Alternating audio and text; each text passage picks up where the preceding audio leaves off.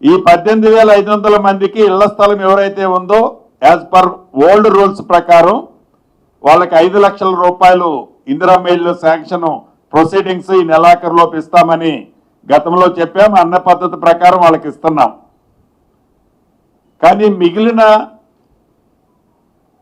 6 లక్షల మంది అప్లై చేసుకుంటే ఎలిజిబుల్ ఉన్న వాళ్ళు మోర్ దాన్ 3 lakhs 3.5 lakhs ఉంటారు. ఇంకా వాళ్ళ విషయంలో కూడా ఈరోజు కేబినెట్ లో నిర్ణయం తీసుకోవటం జరిగింది.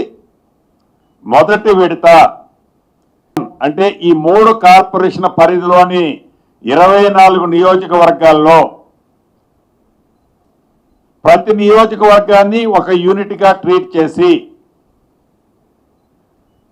ప్రతి నియోజకవర్గ పరిధిలోనే నిరుపేదలు మధ్యతరగతి కుటుంబాలు ఎవరైతే ఉన్నారో 2 సెక్టర్లుగా డివైడ్ చేసి నిరుపేదలు మధ్యతరగతి కుటుంబంలో వారికి ప్రభుత్వ స్థలాలలో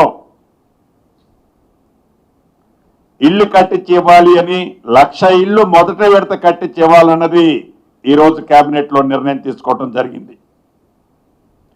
ఏదైతే ఈ నిరుపేదలు ఉన్నారో ఈ నిరుపేదలకి రూరల్లో ఇచ్చినట్టు 5 లక్షలతో పాటు అన్డివైడెడ్ షేర్ కు సంబంధించిన ల్యాండ్ ఆ కట్టే అపార్ట్మెంట్ కి సంబంధించిన అన్డివైడెడ్